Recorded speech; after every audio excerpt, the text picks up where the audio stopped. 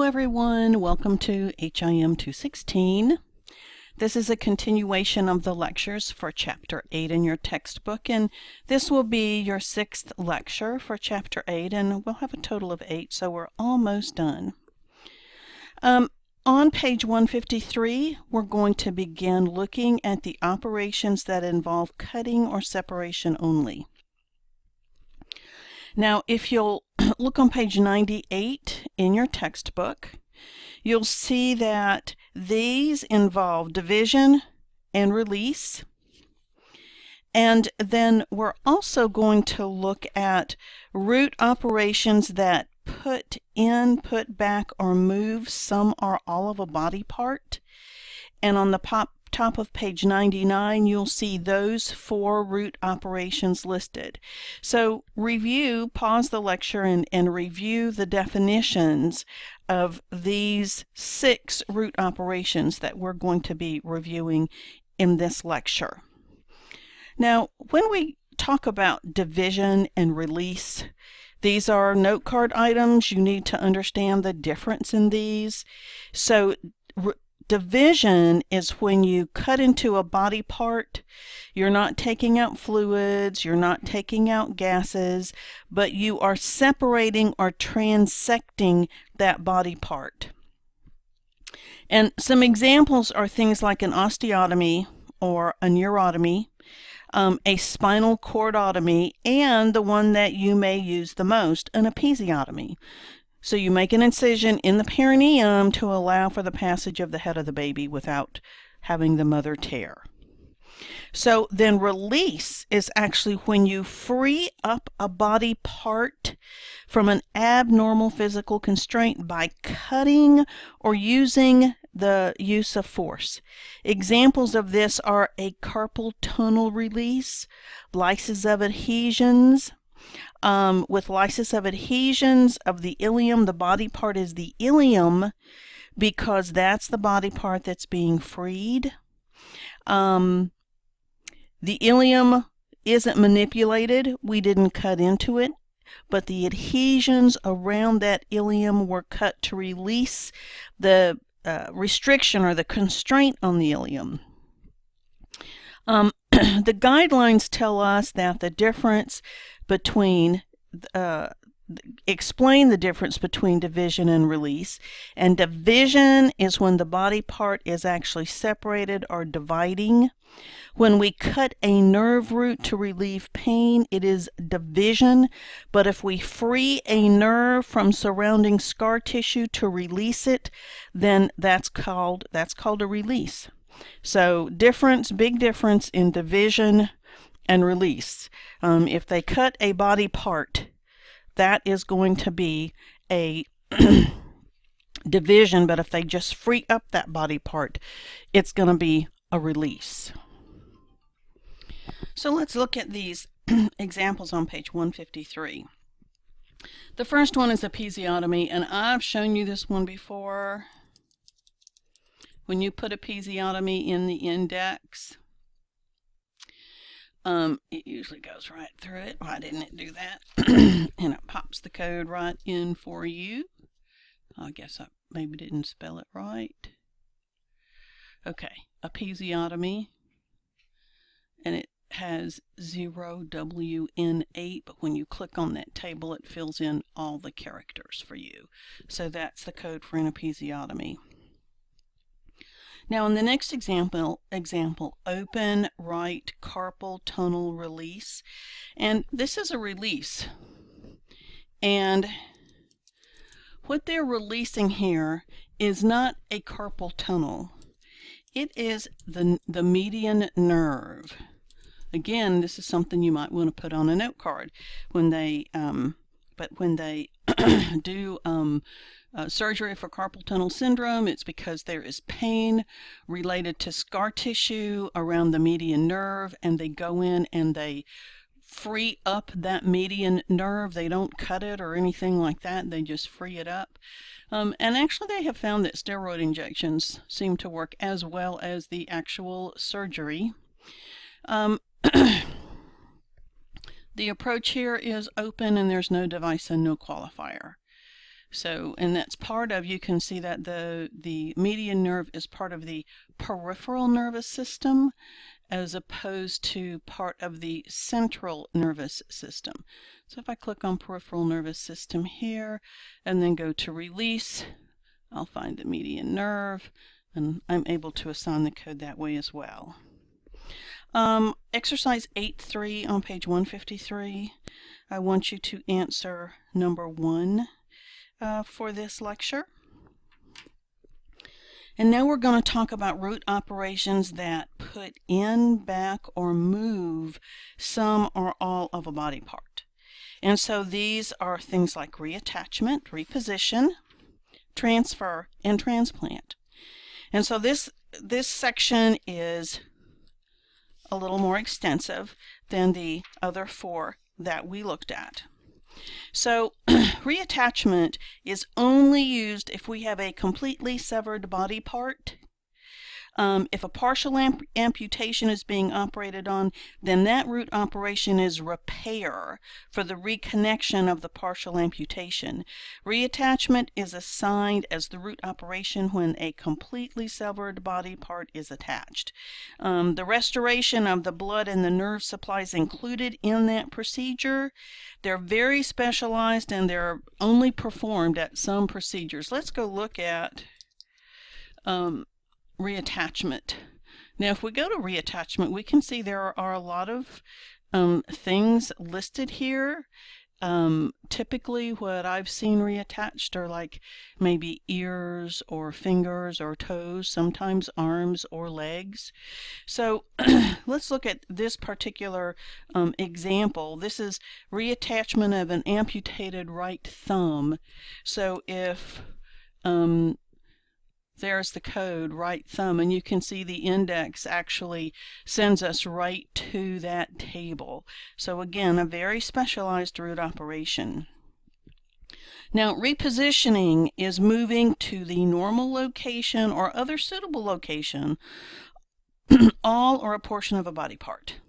And then some examples of this are things like an undescended testicle, which is not that unusual. Sometimes males do not even realize they have an undescended testicle until they have a physical exam for maybe sports or the military. And so the testicle does not descend into the scrotal sac, and so it's actually moved into the scrotal sac, and that can affect fertility. So that's procedure is typically done. If we have reduction of a displaced fracture or a joint, that is called repositioning. They can also reposition a nerve. So let's look at this particular example. Open reduction internal fixation of the left, it's the left shaft of the humerus. So our root operation for this is repositioning, because they're putting this bone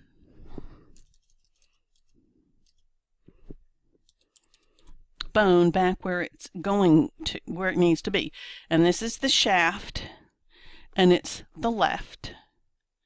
So it takes us to the table, and then we're going to choose the approach. And in this particular example, they used an internal fixation device. So we would choose number 4 for internal fixation device. When we have the reduction of a displaced fracture and they apply a cast or a splint, that is not coded separately. It's part of that treatment. Now, if a fracture is not displaced, then we can't use the root operation of repositioning because it's not out of place. So if we have a non-displaced fracture that's casted, then we would use the root operation of immobilization, and that's actually found in the placement section. And remember, we looked at this when we were looking at our options for in chapter 7.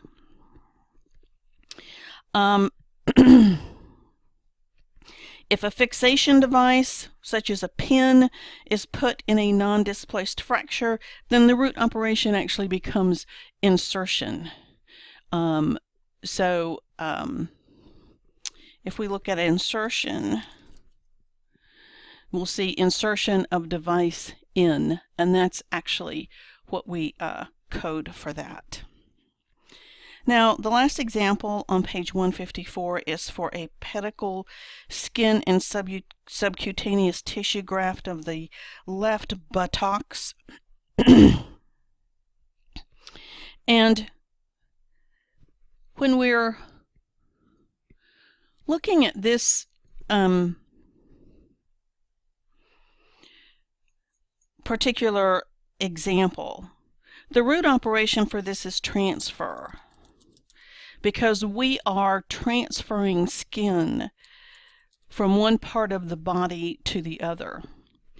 And when we're looking at not just skin, but subcutaneous tissue and fascia. And it's of the buttocks. So the table that we're going to is 0JX9. This was an open procedure. And the qualifier here is skin, subcutaneous tissue, skin and subcutaneous tissue. That's what the procedure tells us. So that is how we would get to the code in this particular example. And then transplant is the final root operation in this section. And when we go to transplant, we look at transplantation, you can see that compared to some of the other root operations we've looked at, this one is not nearly as expansive. But when we talk about a transplant, we're putting in or on all or a portion of a living body part that's taken from another individual or animal, and it physically takes the place or function of all or a portion of a similar body part. So, of course, kidney transplant, lung transplant, heart transplant, and you can see it tells us that there are only a limited number available. And these are actually usually done specifically in very specific facilities.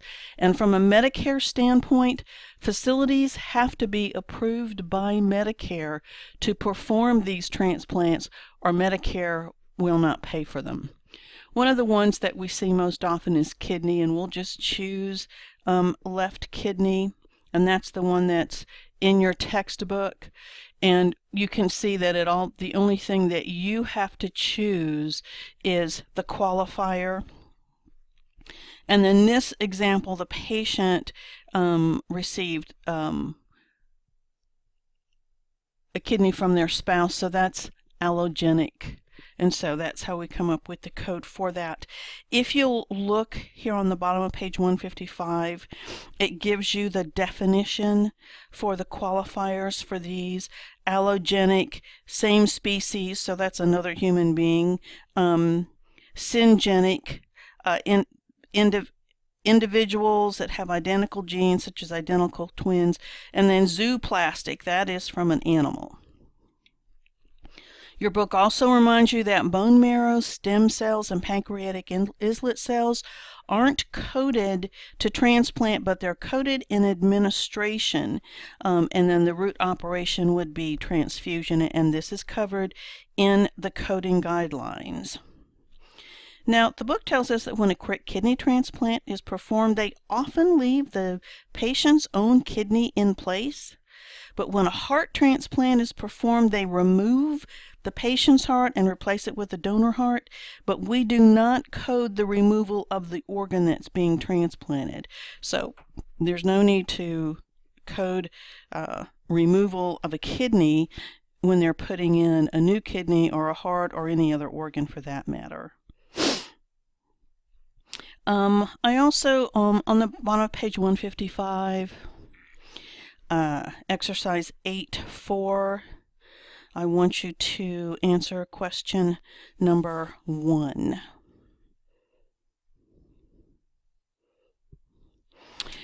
And now we're going to take a look at the PowerPoint presentation and look at some more examples of this.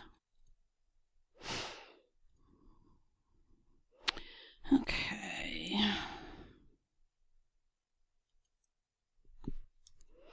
So kidney transplant, match donor, we actually just looked at this. So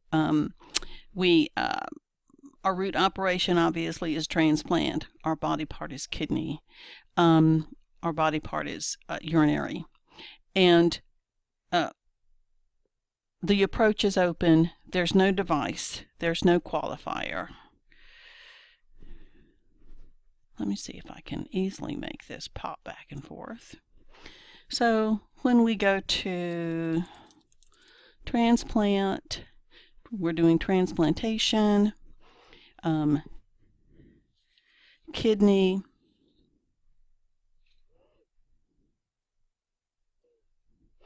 and it is the left kidney, and so this pops in our code for us. It's a match donor, it's allogenic, it's what we did in our book. So now let's talk about a heart transplant, and I think you're going to see pretty consistently that we're doing the same thing. So transplantation, heart, and a match donor is allogenic. So those are pretty straightforward. Let's talk about reattachment. So reattachment of a severed index finger of the left hand. We know that our root operation is reattachment. Our body part is either going to be finger or hand. Our approach will always be open. There's no device and there's no qualifier. So let's take a look.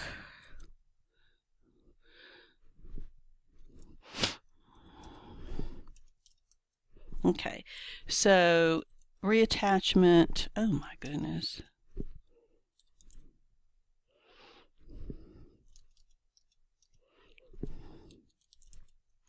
So if we go to reattachment and we look at finger, we have all the finger options there. And this was an index finger of the left hand, so index left, and there's our code. So it's just that straightforward for reattachment. Now let's go back and look at another example. Where's my mouse?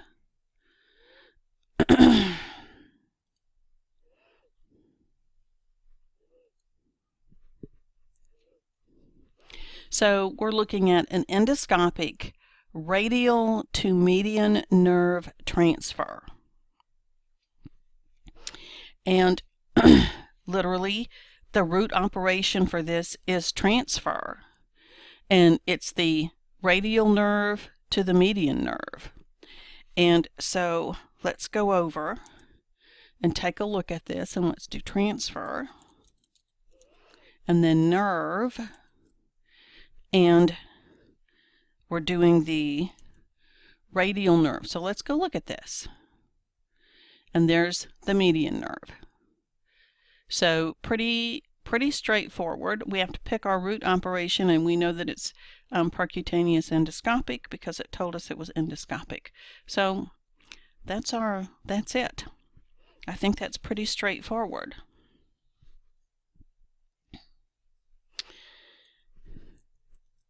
So now let's look. We're doing a skin transfer flap closure of the decubitus of the buttocks. So we're doing transfer, skin, buttocks. Pretty straightforward. There's our code.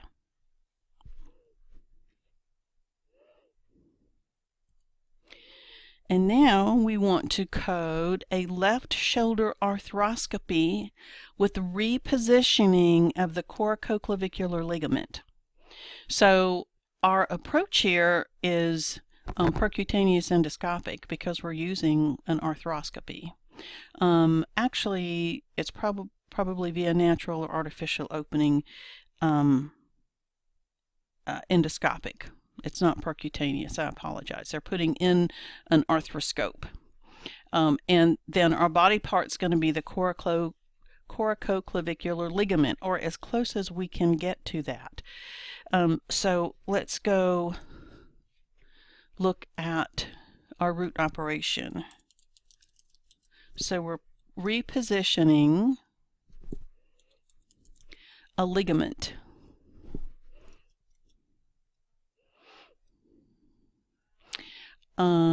So let me show you that you have to look up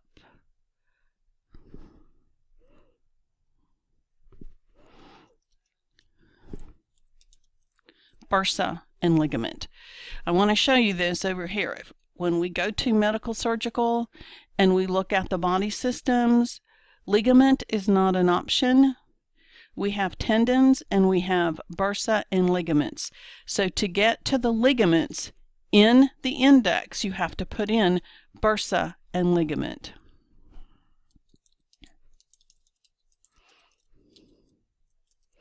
And if we put in shoulder, we are not going to have the specific ligament here in the index. We put in shoulder.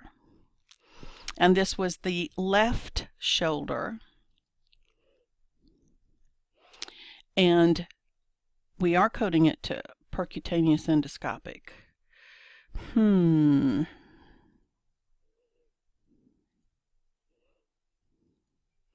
With no device and no qualifier.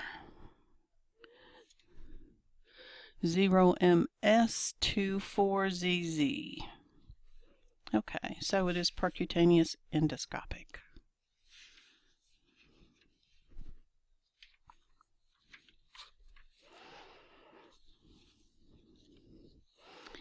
And we will look at one more.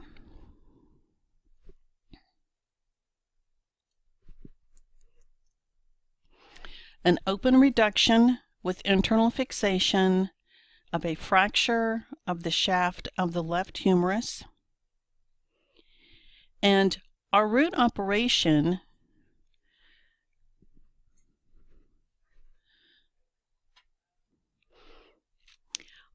is going to be the repositioning. We are using hardware to maintain it, but we're not replacing the joint. We're just using an internal fixation device. The approach is open. Obviously, it says that it is open, so let's go and look at this in the index. So we're repositioning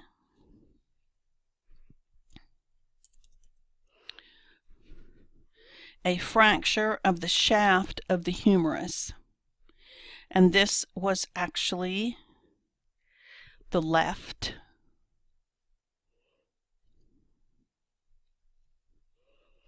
Our procedure was open. We're using an internal fixation device, and there's no qualifier.